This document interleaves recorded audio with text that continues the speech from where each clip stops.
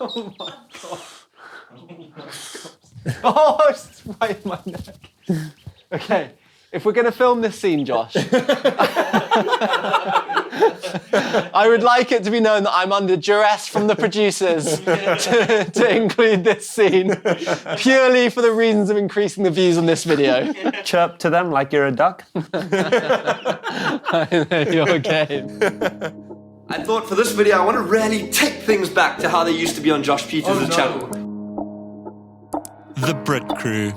They didn't set out to change the internet, they just wanted to make videos with their friends.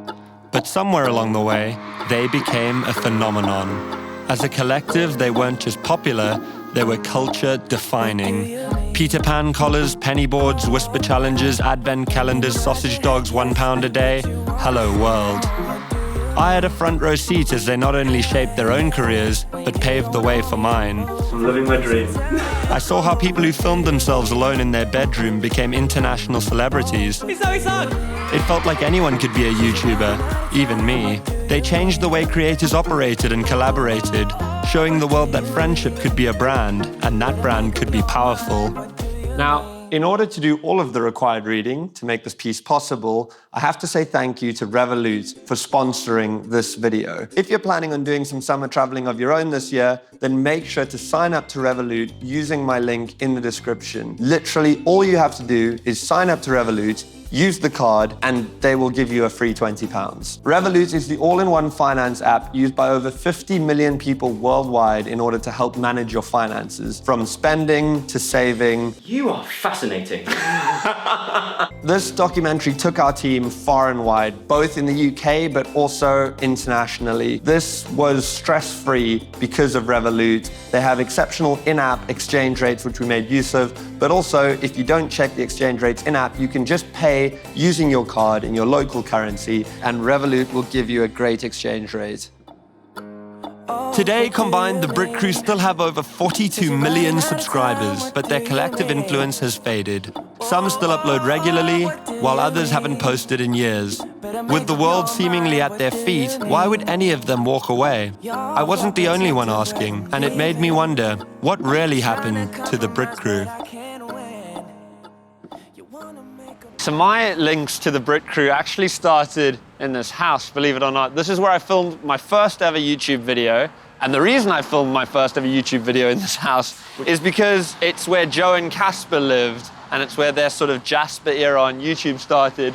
And look at that. There is Casper Lee, my link to YouTube. Hello. What's up, dude? You didn't have to turn up eating. I'm starving. Okay, nice to see you. It looks a lot smaller than I remembered. Yeah, That was my room. and that was your room down there. Why did you just knock? Someone's coming. Really? Yeah, I think so. Hey, how's it going? Yeah, I used to live here. How's it going? He Sorry. was feeling nostalgic, so he knocked. Nice to see you. Sorry about that. I just wanted to see who was good. Good, thank you. Nice to see you, mate. Thank you. That must be so annoying. Yeah, why did you do that? Hello. Can I get a photo of me? Yeah, Oh, of course. you can. And my sister's gonna freak. She's like 20. She grew up with you. Oh, really? Really? Yeah. Oh, amazing. She's watched you since like you're like Joe Sugg days. Oh, really? Okay, bye. Cheers. Nice to meet Bye. you. And you still got it. Oh, Josh, come on. The sort of craziness of you guys being recognized as more like celebrities and YouTube becoming more of a mainstream thing all happened while you were living at this house. Like, I remember coming here and there were just kids who were waiting outside your door after school to try and see you guys. Living with Joe, we did this thing called a prank war, where we like pranked each other every few weeks and just traveling the world together. I think people like seeing YouTubers together. I think obviously there was Joe and me, but there was also like this, I guess you call Brit Crew. Joe was, you know, he's a sibling of Zoe. Zoe is marrying Alfie. Then you got Marcus, who is like Alfie's best mate in Brighton. Then Naomi, who is Marcus's girlfriend. Then you have Fun for Louie, Jim and Tanya, Ton.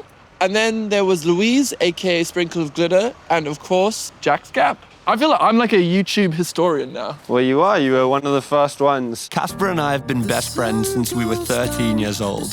We went to school together, I was the best man at his wedding, and never in a million years did we think that fooling around with a camera in a small town in South Africa would lead to this. I What are you guys doing here? We're just looking at where I used to live. We're actually filming a documentary all about the original YouTubers and where they're from. Yeah, you're in the documentary now.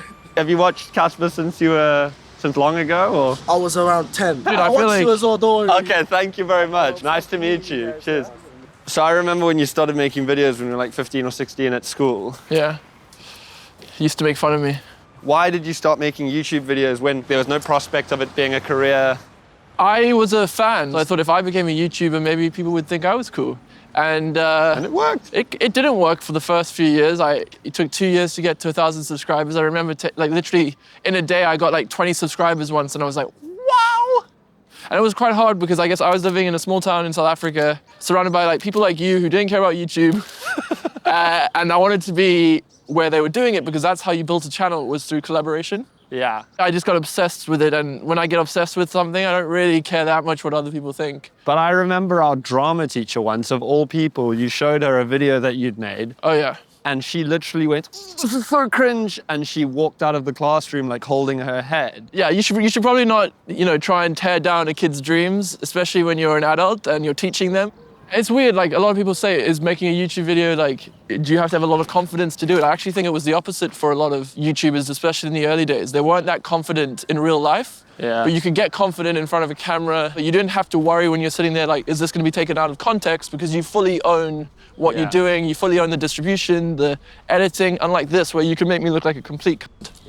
Can I say that word on your channel? Or you get demonetized? That's like the flagship of my channel, is that word. I feel like growing up, not many kids don't want to have people think what they do is cool and watch them. I was never the most kind of like funny or talented or special. Well, I don't think I had that, but I was always quite Say good that about yourself, buckaroo. I was always quite good at reaching out to people, and like when I was like 18, I came on holiday and I got picked up by this guy called Harries. You weren't moving to England, you were just visiting? No, I was just visiting to collaborate with as many YouTubers as I could. And how did you organize to get picked up by someone you'd never met? Hello! I'm a very attractive young man.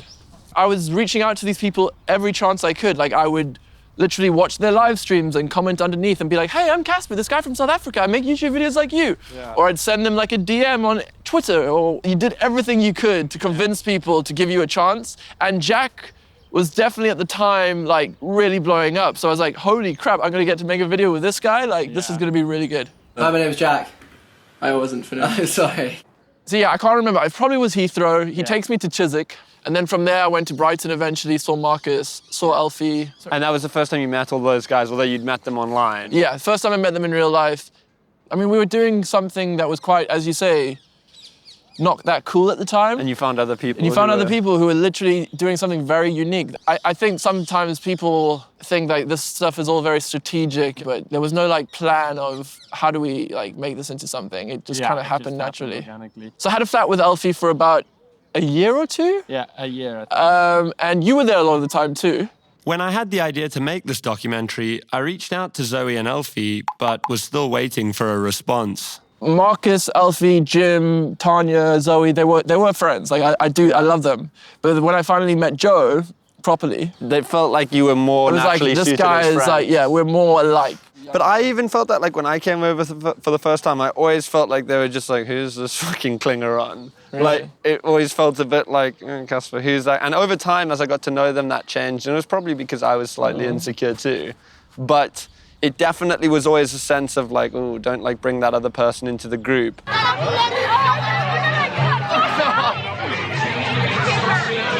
Even though there was this Brit Crew, I feel like very early on, Joe and I started making a lot of content together, and that was like a thing. And then we also started making content with people like Connor, Jack, you, Jack, and Finn started doing their own thing. It was interesting. It was almost like the media and people saw this big crew, but were they actually a crew for that long? I don't know. That proud log.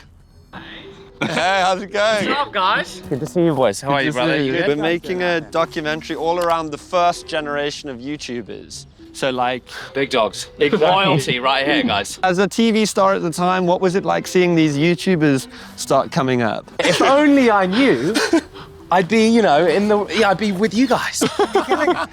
Sadly, I just didn't get on it. Hi, so sorry to interrupt. Well, you guys are scientists, hey? Yeah, we are I can tell. All of my old viewers are scientists now because they're all like the most smart people because they grew up watching such genius. Are you really scientists? Yeah. Wow. Thank you. Wow, that's so cool. Thank you. Cheers. Do you think that ever is going to get less awkward? I like it. Do you? I love it. What are we doing in a cemetery talking about YouTube? Are you trying to say something about my career? I mean, this is ridiculous. It got to a stage where I think it was getting like 5 to 10 million views a video. You do that for like a few months, and that was crazy. And then you go to like get 1 million views, or maybe something gets just under 1 million, and you're like, wow, yeah, this is hard. Like, this is getting harder. And I was at the time like I had co-founded a company called Influencer.com, and then MVE with Joe. It was weird because there wasn't like this one day where I was like, I'm officially gonna let go. of course. I just literally stopped uploading YouTube videos, but I still put stuff on Instagram. I didn't make a thing about it. I guess for the first few weeks, it was like a relief to get off the treadmill. Was it ever going to end any other way that after you had all this fame, all these fans, that you ended up actually marrying one of your fans? You're my best friend, and I want to spend the rest of my life with you. Will you marry me? She happened to meet me, so we had a photo together when she was 13, I was like 17. We did not stay in contact. And then many years later, I discovered her on Instagram. 7 years later, we got married, and as they say, the rest is history. That's cool. Should we go? Can we go to your house? Yeah. Was that okay? Segue? Oh, it's just brilliant. I don't think that was that good, that Oh, part. it's great. Amber is an internet personality in her own right, with hundreds of thousands of followers herself. Hey! You know Josh? You must be Amber! Casper, we need your mic for Amber. We're now in the presence of a far more relevant person, so... You only have 2 mics. Yeah. What is this? We're sitting so far away from each other. Come sit closer. When you were at school, what did these people mean to you? Like, what was it all about? I had this like era where when I was like 13, 14, where I just like was obsessed with, I guess it was like a hierarchy of like Justin Bieber, One Direction, and then like YouTubers. And I think, well, because I went to an all-girls school, so that was kind of just the way I saw boys, but also the YouTubers, or like those British YouTubers, felt kind of like a more accessible version. Yeah. So, and because like you could watch all their videos and then like go to these YouTube meetups, which back then it was so much more informal than it is now. Yeah. So it was just cool to like meet these internet personalities, I guess. Because I guess at that time when like the Brit Crew started while you were at school, it was more like you were part of a community if you watched them. Yeah, I guess there definitely was a sense of like you're in on this like thing. I don't know if it was like not the start of internet parasocial relationships, but because it wasn't just like a celebrity, it felt like a real person, and it was so intimate back then. It did feel like you really knew the people you were watching, so it did feel like you were kind of just one of their friends. So, and I think it was before when people started really strategically thinking about the content they were making. I think back in that day, it was barely even monetizable. So, well, when it first started, so people were just doing it for fun. So it did feel, just intimate, I suppose. And do you know, it's funny because I actually went and looked back at some of Casper's old videos because I was like filming a bit of it for this video I made. And some like, it was just like Casper Lee goes outside or something, but it wouldn't do well now. Yeah. You said when you were like 13, 14, these are the people you liked watching, and those were like your real like fangirl days. Did it just fade out as you got older?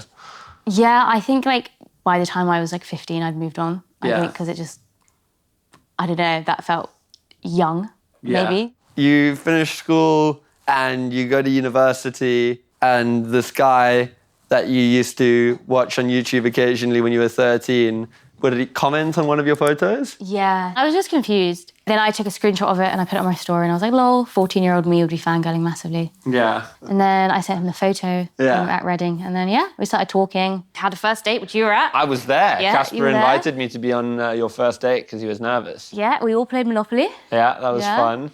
Who were some of your favourite YouTubers? Do you know what? It's weird. Like, I was looking back at like photos from all these meetups I went to. Like, I went to an embarrassing amount. I think like there was like 5 in one summer or something, like 5 consecutive weekends. Big summer. Yeah, but it was just like it felt so cool. Like, wow, you can go, and then they're just like hanging around, and it was weird because also the YouTubers I think would feel a bit awkward because you'd run up to them and be like, oh my god, I watch your videos, and they'd be like, I don't know. It was just like a cool place to meet other people, like not even just the YouTubers, like everyone else who went. It was just. like, exciting. And what do you think, like, Amber would have said when she was 13 if you went, you're going to marry that guy, Casper Lee, one day? Yeah, I don't know. I actually think about that a lot. Not a lot, but well. It's a bit of a sort of fairy tale. Casper and Amber weren't the only ones to find their happily ever after online. Once upon a time, in a land of fairy lights and bedroom vlogs, lived a band of beautiful best friends. They weren't princesses or warriors. They were YouTubers, but to their millions of viewers, they may as well have been royalty. There was Zoe, Queen of the Kingdom, who ruled alongside her boyfriend Alfie, the daily vlog jester with a pound and a dream. They're still together today in Brighton, raising 2 children and living out their happily ever after. Marcus, another Brighton bandit, bellowed, "Hello!" and welcomed our wellness queen Naomi onto the scene. Tanya, of course, married Jim Chapman, who himself came from a YouTube dynasty, the Pixie Woo nobility. While together they adopted a trusty steed, Martha. If you guys are making this documentary, what would be some of the Brit Crew questions you would want answered?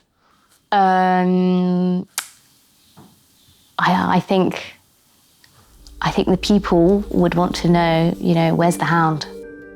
You still need to tell us, where is Martha? Oh my God. Is that Jim and what's her face? Tanya's dog? I don't know. I'm not getting involved in all that where is the hound business.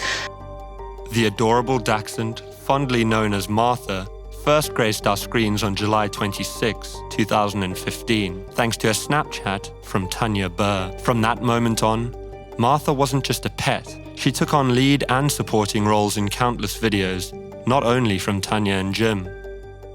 However, since Jim and Tanya's divorce in 2019, Martha has gone offline. Fans everywhere have been left haunted by one question. Where is Martha? Is she safe? Is she okay? Martha may have been the dog who disappeared from the spotlight, but never from our hearts. The mystery deepened as whispers emerged that Tanya may have blocked comments like Martha, Dachshund, or even dog. Comments disappeared, voices were silenced, and in the void, a hashtag began to trend. Hashtag, where's the hound? As a documentary maker, I couldn't avoid addressing the dachshund-shaped elephant in the room. Okay, rules are pretty simple. Ball can't bounce twice on your side, but it can hit the wall after a bounce. So yeah, it's quite addictive. I love paddle. Yeah. Yeah, nice. Accidental, much like my career. The temptation just to whack it though. Where'd that even go? Is it I think that's in Wandsworth train station, sadly. Might be a little easier to sit down and chat. Yeah, I can't focus on anything else. Do you think you'll play again? Yeah, I mean, if ever I'm free, again, my mates asked me a few times, but one thing I'm lacking is friends, actually. You're lacking friends? Yeah, I mean, I've always kept a really small unit. Yeah. And I like it that way. My mate just moved out of London. I'm like, hang on, I've got no one left. I think doing what we do for a living, I always say it's a really antisocial way of being social, right? In that you can reach millions of people, but you don't have to talk to another human being, right? Yeah. So I'm really good at sort of tucking myself away. I'm happy on my own space. What's planned for the rest of the day? I've got to put some pressure in my tyres in the car. Wow, life has gotten exciting. Such a dad. So who did you meet first of like what was to become the Brit Crew? Alfie reached out to me, or I reached out to him, I can't remember. I went over to Brighton and we hung out, and then that led on to going to see Zoe and Joe at their house, in their dad's house at the cottage. A group kind of appeared, and it felt really, really cool to have a group of people who were doing similar things. Because at the time, posting content online was nonsense. People were like, what are you doing? Isn't that really embarrassing? Like, and it was really, really nice to feel like part of something. Yeah. Like my intro used to be, hello, best friends. Hello, best friends. That wasn't nonsense. I really felt like a connection with my audience. A lot of like the adults involved had no idea who we were, because why would they? The security was so lax, because they thought, you know, a bunch of kids, who cares?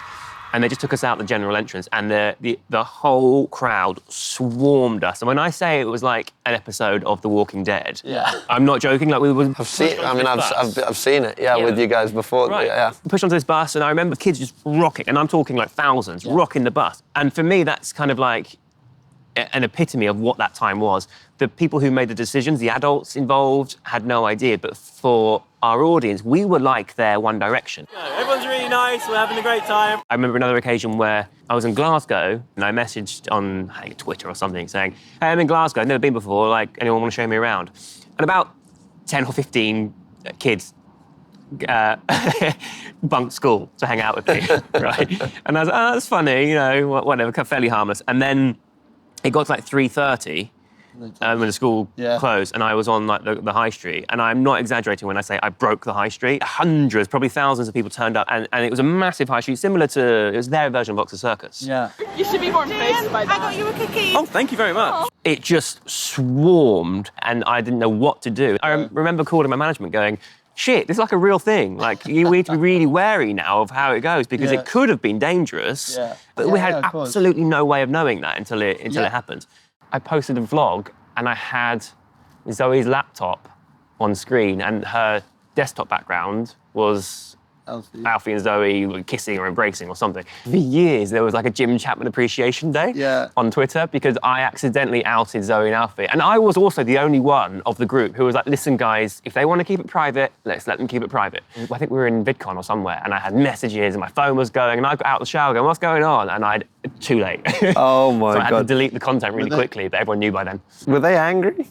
I walked into the room, and everybody was there. So the British guys and the Americans and Troy Sivan and Jack and Finn were there. And I walked in and everyone just was like, I was mortified. Don't out us. So it turns out Zalfie are a couple. Come on. Put this in. If this is Come on, it, first then kiss. that is it. First kiss. Come on. Come on. First Zalfie kiss. When this all started kicking off, you were how old? 25? Yeah, mid-20s.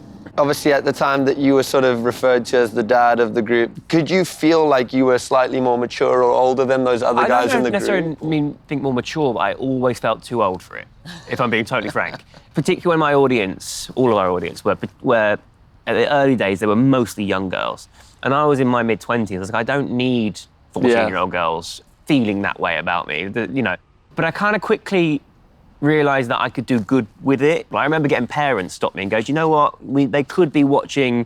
This is at the time when Justin Bieber was spitting on people, do you remember? This was like the whole thing with the Brit Crew that I think people really liked, is that it was a group of people who seemed to set like a good example. It almost felt like they became quite a strict like image to uphold. Yeah, do you remember that? I would agree. Some of them really cared about their image to the point where it almost restricted what they would and wouldn't do or say. Yeah, Zoe and Alfie are still... I'm holding out hope, but the only person who's actually said no is Tanya. Right. Would you have any sort of idea why? It wouldn't be right for me to make assumptions, because it would sound like aspersions. You know what I mean? Yeah. So I'm going to politely decline to answer that one. Yeah, that's good answer. I've got to ask, because I filmed with Martha before, and this is now a question everyone needs to know. I don't know if I can... She's fine. Martha's fine. She's fine, yeah, she is fine. But in a way, it's not my story to tell. I know she was my dog. She was our dog, but I don't know if I can talk about it, because I don't... It's... Basically, I know she's fine. Okay. But I don't know... Because it's now become such a thing, and it really isn't a thing. Right. But it wasn't my thing or my decision. Okay. You know? And so I don't want to say anything that could...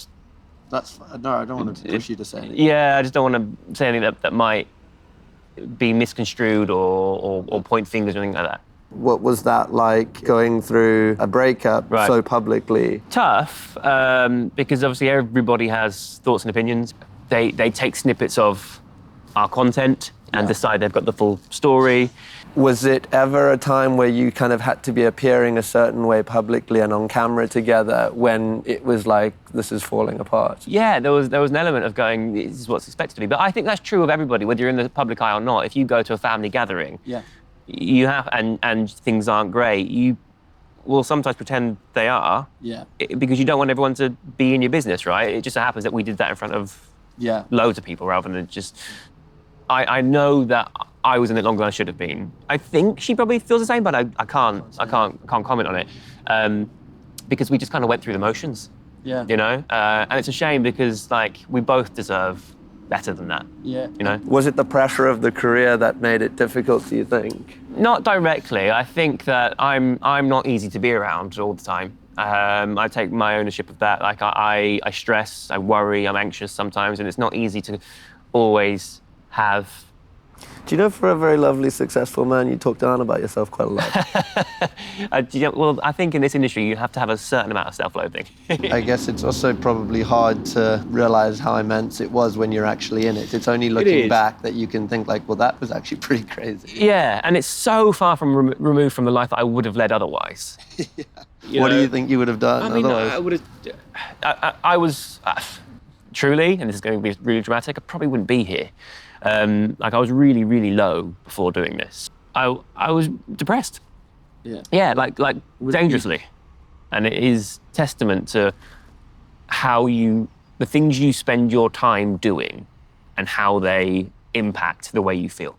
We saw this, like, new type of YouTube channel start, which was the commentary channels. Right. I feel like that's where the real nastiness started. Can't keep portraying this sort of like, hi guys, I'm just like you. Come hang out with me, but pay £100 at the door. I think I was maybe ill-conceived or optimistic that I really thought the internet was going to stay a positive place. With success comes hate very often.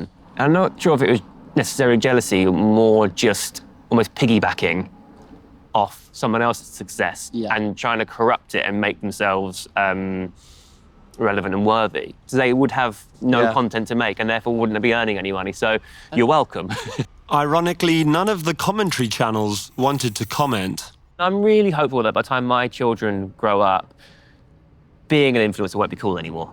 I'm really hopeful that even though I have done the coolest shit ever, they'll go, Dad, come on, man, that's not that. So lame. Yeah, it's so lame. Am I right in saying, were you the first signed talent at Gleam? Me and my sisters were. Before influencer was even a job title, Gleam Futures was a first-of-its-kind talent agency which represented all of the Brit Crew, including myself. Gleam was the gold standard of management in the early days of YouTube. All of their talent polished, relevant, and brand-friendly. But beneath the polish, cracks began to show. It started with Hello World Live in 2017, an immersive fan event featuring the Brit Crew and me. What was promised was no queues, masterclasses, and filming with creators, but what actually transpired was overpriced tickets, endless lines, and angry parents.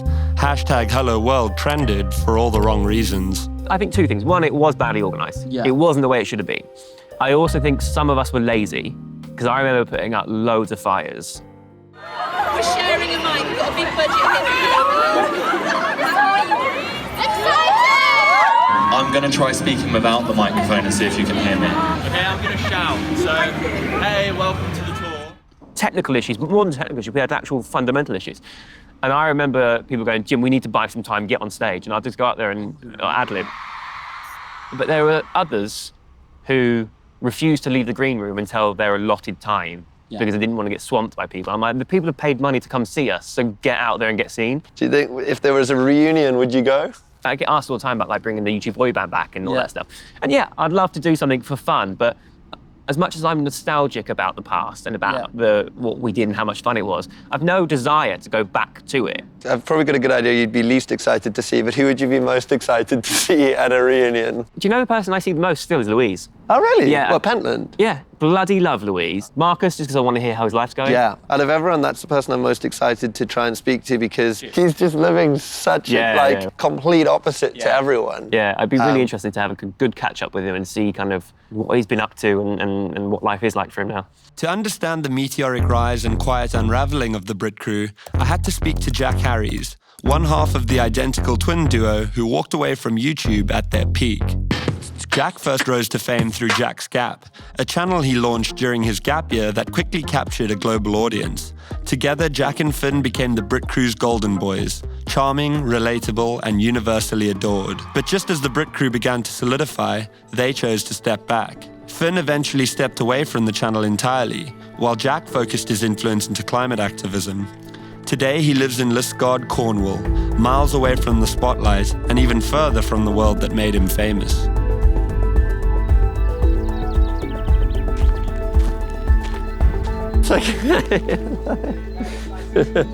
Oh yeah. We'll greet you like normal people in a moment. We just had to get the authentic moment, you know, Jack. That's sure. No worries. Do you want to? Did that work? Do you want to redo it? Hello, Lila. Proper attention seeker. So it's Josh. So. Yeah, exactly. Josh and I are going to get on real. Jack, thank you for having us and letting us come into your world. You're very welcome. It took a long time to get you. Yeah, how long did it take you? Like 4 or 5 hours. And it's just the two of you? Yeah, it's me and Lila. Well, and 5 ducklings, which I should probably introduce you to. I can't wait to meet the ducklings. I forgot how tall you were. Yes, I know, I have that. Did you get taller? What happened? I've grown in more ways than one. Like that. You got a human at the door. Thanks. You got a microwave. I didn't take you for a microwave. I didn't order a microwave. My box may not be pretty, but it does the job. Essential appliances try to reuse packaging to reduce waste, save trees, and reduce CO2. You see, I am an environmentalist. I really am practicing what I preach. Jack showed us his studio, which contained footage from over a decade of filming on YouTube. Do you still pennyboard? I don't pennyboard that often, though. I feel like you influenced the world. I feel like you made pennyboarding cool. A lot of money. Even when I recently posted my video, the amount of people were like, I bought a pennyboard because of you. I feel like there are some royalties. Mao-Ams as well, I think they owe me some money. My life exists on these things, and a lot of it makes me cringe, you know, a lot of it I find embarrassing. But it was quite good just to come to terms with it and like sit with it and accept it as part of myself. I had a gap year. That's why it's called Jack's Gap. It was starting my year off. And during that year, there was a bunch of collaborations, and that's when the channel started to grow in the second half of that year. And at the end of the gap year, the channel had hit 1 million subscribers. That's what I remember. And never assuming then it would be any sort of a career. You weren't doing as much of the like branded content that some of the other YouTubers were doing, and you guys like moved away from that. Was that a conscious decision, or did that just sort of happen? Yeah, I think I really wanted to be a filmmaker. I didn't want to be a YouTuber, basically. Yeah. And I loved it at the start, but I grew up, you know, and I wanted to grow up as a filmmaker as well. And I think I got to a point where what I wanted to make felt very different from what my audience wanted to see. So I started taking myself all seriously, trying to make documentaries, and my audience were like, we just want to see the fun challenges. And, you know, and I get it as well. I understand why people come to YouTube for entertainment. And I think that's ultimately why I had to go and take some time away, really, was to kind of just learn how to make films and to kind of discover my voice in a way, I think, and learn what type of films I wanted to make. What did you think, like, when you were taking this time away and you saw this whole Brit Crew thing happening, and like it was, you know, they all joined Gleam, the management company? I became very aware that lots of my friends started buying really fancy sports cars. And I thought, shit, I got out at the wrong time. No, I'm joking. And I genuinely was, I was really, really happy for them. Yeah. You know, I love all of those people. And I don't think I had what it took to become a big YouTuber in that way, or to sustain being at the top in that way. To me, what made YouTube so special was just the purity of the creativity. Yeah. People just making whatever they wanted to make, and that being celebrated for just that. Yeah. And the minute money gets involved to anything, any artistic endeavor, to some degree, right, it complicates things. Yeah. And then you start being motivated by, well, what's going to make more money or what's going to get more views. Do you keep up with any of those people from the early days of YouTube? That's that guy, Casper Lee, that guy. He is such a prick. No, me and Casper still mates. I haven't seen him for a while, but I love that man, always will do. Marcus, I have not spoken to for a long time. I know he's on a whole journey in Berlin. Yeah. I can't wait to learn. I think you guys are going to film with him after this. I can't wait to learn more about what he's up to. For some reason, this year feels like it's the first time we're all starting to look back a bit and reflect. I'd love to do a big reunion where we all just get really pissed. Yeah.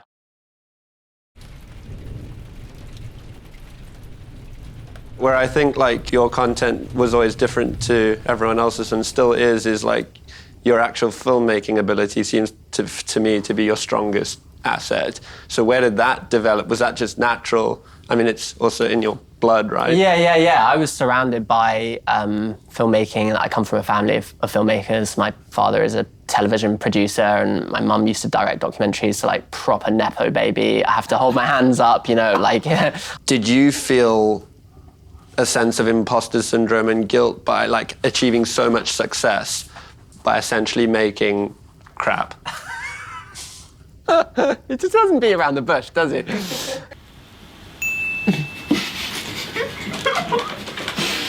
If you want me to be really, really honest about it, I think I felt a big insecurity that we'd only done well because of the way we looked. Like I remember getting offered book deals, right? Every YouTuber did a book deal. Because I have writers in my family and I've watched those writers work so hard, like I had done nothing to deserve, you know, the honor of writing and publishing a book. To be honest, if you look at the last 6 years of my life, I think it has been driven by that sense of insecurity and imposter syndrome. When you started your YouTube channel, you didn't realize you were going to become such famous, iconic sort of individuals in the UK. Yeah, suddenly kind of becoming like essentially famous overnight. And I always remember that confusing mix of feeling of like, oh, this is really exciting, I'm being recognized, and like I think we're all brought up thinking that's something really cool. Yeah. But at the same time being like, this is also really strange because I don't know this person, I don't know their name or who they are, but yet they know me, and that's entirely my doing because I broadcast my life on the internet. Got to take responsibility for it, but there can be something very lonely about having all these people follow you or know who you are, but you don't feel a connection to those people. Of course you don't, because you don't know them. Yeah. And so it's sort of a strange, one-sided thing, and it did take me a long time to wrap my head around that. Probably still am. I always found a lot of people who started within that first generation of YouTube were actually quite introverted, really shy, lonely, shy people. Yeah. This is something it took me a while to like realize, you know, we're identical twins, we're similar in lots of ways, but we're also different in quite some quite significant ways. Perhaps one of the starkest ones is that he is actually very introverted. Now I realize how uncomfortable he was, you know, but at the time I didn't at all, and ultimately it prompted him to leave, you know, the YouTube channel, and he moved to New York, about as far away as he could get from me and everything that was unfolding. And you know, to this day I think I still feel quite guilty about that, to be honest. Working together with family is always difficult. Sure. And it was probably just those tensions, you know. Like working with romantic partners as well, like your girlfriend, is that the same sort of thing? It's obviously difficult, right? I'm super proud of everything that we built with Earthrise. I founded that with Finn and Alice, my then partner. Honestly, that ended up being really challenging. It sort of became necessary for me to step away, for Finn to step away, for us all to kind of like pursue our own paths on that. To be honest, so Alice now runs that full time, and we're not together romantically anymore. And I think that starting a business together played a big part in that. So just... Lila, I beg your pardon. So you've kind of tracked my journey from like Soho houses to Extinction Rebellion marches to the countryside. You are a YouTuber now, again. For so many years, that would have really made me cringe, the word YouTuber. I'm like an extension of the Brit Crew rather than, I'm not a founding father or mother. But that's what I think makes you the perfect person to make this, I guess. You've got like the kind of inside track, but you're also a bit of an outsider. Now, if you could tell Alfie and Zoe that would be great. I sent them both a voice note, actually, with my film that I've just released. Oh, did you? Yeah, I've not heard anything back yet, but, you know, I thought I'd try. I even tried, because Alfie started like a gardening channel, and so I was like, came in with the gardening thing, and I was like, hey man, we're both into gardening, this is great, but...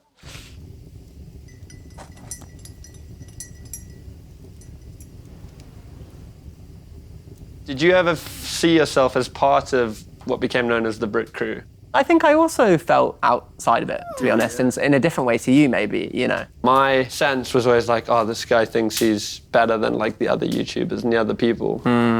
I think there is definitely a thing of being someone with a profile online that people instantly assume you're a dick. Yeah.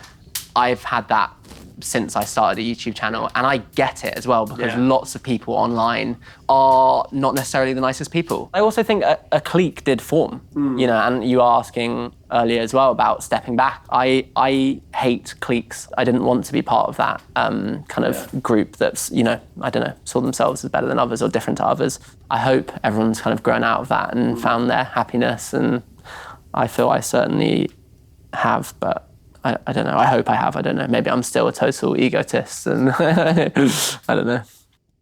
If you could speak to young Jack just reaching YouTube fame, what advice would you give him, do you think? This is like a therapy session. I'd say, don't let it all go to your head. Calm the down.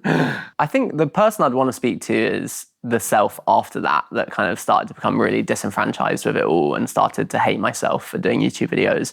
And I'd probably just give that self a massive hug and be like, it's okay.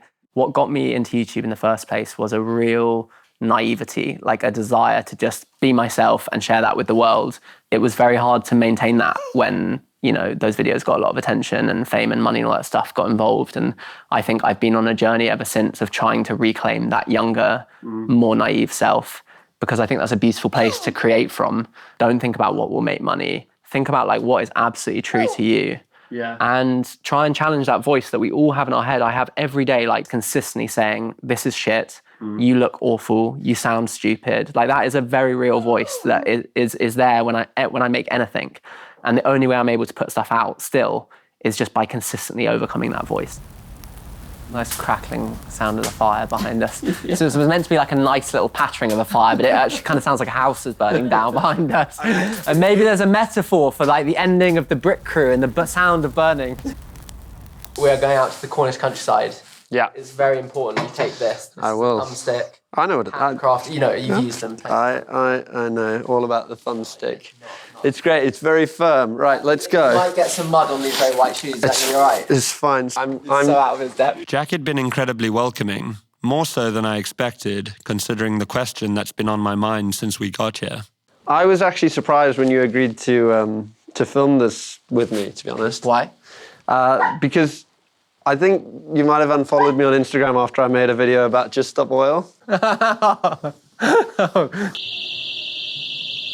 Yeah, we went to a Just Stop Oil banquet, basically, where they were celebrating their success that they'd had over the summer. And it just felt very, like, disingenuous for them to be having a banquet to celebrate it. So we thought it would be a funny idea to disrupt that. How do you reflect on it now? Looking back on it now, it feels, like, juvenile and pointless. I think at the time there was, like, a lot of anger towards Just Stop Oil from the British public, and we tapped into that, I guess, and made a piece of entertainment. At the time, I told myself we were satirizing something that deserved to be satirized. I think it does deserve to be satirized. I think everyone is entitled to an opinion. The aim of Just Stop Oil isn't to be liked. I think when it comes to activism, we need many different approaches from all angles, and I think everyone should do what they can. Most people have enough shit to worry about, more than enough shit to worry about. The last thing they need is to be worrying about climate change and protesting and changing their life. And I think as someone with privilege, I think I should use it as best I can. And for me, that's, you know, doing activism, that's growing food. And it's also talking about it and hoping that will inspire people and kind of, you know, help those ideas to catch on. But I also want to point out that I was never part of Just Stop Oil, and I don't necessarily agree with it. I was part of Extinction Rebellion, which preceded that. And I did step away ultimately because I felt like they weren't taking the best route and the best strategy. But I also think I would never write you off because you made a video like that. I think it's important that you're here, that we're talking, we're having these conversations. I don't think we should cancel people for doing something. I think we're all on a journey of learning and growing. Yeah, got your thumbstick. We're friends again. That's good. And this is what reconciliation can look like, guys. This is very important for the internet. In a greenhouse. In a nice greenhouse in Cornwall, yeah.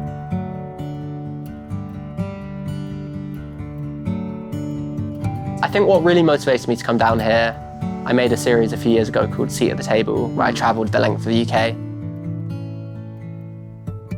And I met a young guy called Ryan. He was showing me this amazing bit of renewable energy, and he said to me, I don't get these people who are in London who are just like gluing themselves to things and getting themselves arrested. Why don't they just get on with it and do something? And I was that guy. He didn't know, but you know, I had previously glued myself to a building. Yeah. And it really stuck with me of like, here is this young guy just getting stuck in and producing renewable energy for his community.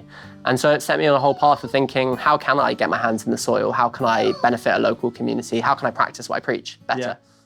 You obviously were super caught up in this whole activism world, and as you said, you literally glued yourself. I glued myself to the front of the International Petroleum Conference in London. I was such a bad environmental activist. I pretended initially, I just put my hand against the glass and pretended it was stuck.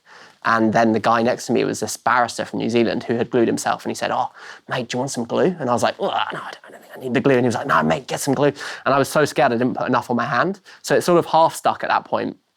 And the reason I was arrested, and I was the first to be arrested, was I was holding a sign that said climate action or whatever, and I dropped it. And I went, oh, like that, to pick it up, and took my hand off the glass. And the policeman was just like, what are you doing? You're not even stuck. So he just walked me away, and I just felt like, I've not got it in me. I'm not a good environmental activist. So that was the end of that for me. That ultimately led me to create Earthrise, which was a media company I then created in a year after to communicate climate change. And I felt like that was a better use of my time. I have a platform, I have the ability to communicate. Maybe that can be my tool rather than badly gluing myself to a window. I think as I've grown older, I've realised that I should just do what makes me happy and not what society tells me will make me happy, basically. These are my beds. This is a permaculture garden, so we don't use any chemicals. Willow supports made by one of my neighbours. This is an old hydro turbine. Those are bees, yeah. Apple trees, courgette, lettuce, chard, kale, heritage tomatoes. Hello. Come here. So they belong to Mark, the postman. And we have a lovely deal where I let them stay here, and then I get to use their manure for my vegetable garden. Aww. And honestly, I never thought I'd be so excited about shoveling poo, but that's what I spend most of my weekends doing. One of the most beautiful things has been the community here and the way they've made me feel welcome. Like one time I put an Instagram reel up and it was talking about mental health and depression. It was saying I've been feeling a bit low recently. And an hour after I posted it, there's a knock on my door, and Heather, my neighbour, who's in her 70s, had watched this video and just came down to check if I was all right. That has never happened in London ever before. Go inside. Yeah, you look like you're really ready to go back inside. The London attire's not holding up, is it? You just looked a bit sad, like, should we go inside? Come on then. I'm feeling part of the countryside now because I got mud on my shoes. Good. Oh, shit, it's gonna go in the river. Ah! That river looks like it's running very fast. That would be a sad ending, wouldn't it, if my dog just got whisked down to Plymouth? Would you like to hold a duckling? I'd love to hold a duckling. Okay. Oh my God, they're so cute. So you see, I thought you were alone out here, but you're really not. Yeah, these guys keep me company for sure. So these are Indian runner ducks. Yeah. And they're amazing for pest control. Okay. So like in the vegetable garden, they eat slugs. Wow. I put a call out on the internet asking the internet to name my ducks. So this is Liam, Niall, Louis, Harry, Zane. I remember that whole One Direction hysteria being like linked. I feel like the fan base was very similar. Did it ever feel weird being such a sort of icon and having sort of teenage girls so obsessed with you? No. No. Sorry. Yeah. Did you? No. That is quite complicated. I mean, a lot of like the intrigue obviously was also around the fact that like it was these really clean-cut, like attractive young guys, almost like a teenage girl's dream type thing. Hi. Oh, okay. Oh my God. Oh wow, that's pretty intense. Are you okay? Oh my God. It's like that kind of the Beatlemania thing, isn't it? It goes back to that. I've never fully understood it. I've always tried to comprehend it.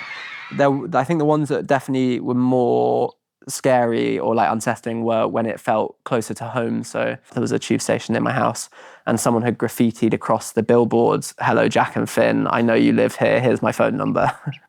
And I remember that feeling like, oh, like that feels a little close to comfort. Also embarrassing because like this is where I live and, you know. It just seems evident that like any hyper-famous or successful person ends up struggling massively with their mental health. And it's this weird like poison chalice that everyone wants to drink from, even though they're fully aware that it has its like massive downsides. So like you've asked me a few times about the decision to actively step away at the height of our fame and like in doing that, you know, turning down lots of opportunities to make money and all that sort of stuff.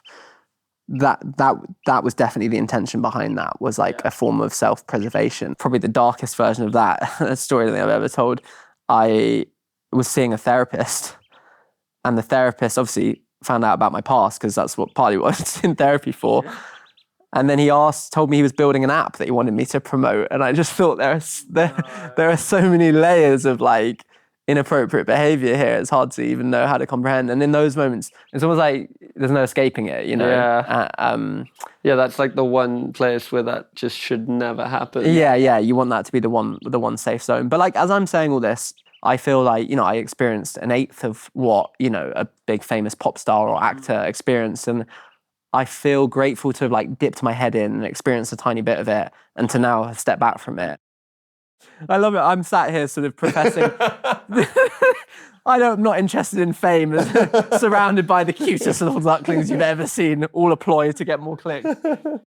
Jack, you're duck father, but you're also a filmmaker and you've made a heap of documentaries. If you were making this documentary, who would you want to speak to, or what question would you want to ask the most? I would love to see bigger creators talking more about their own journeys with mental health.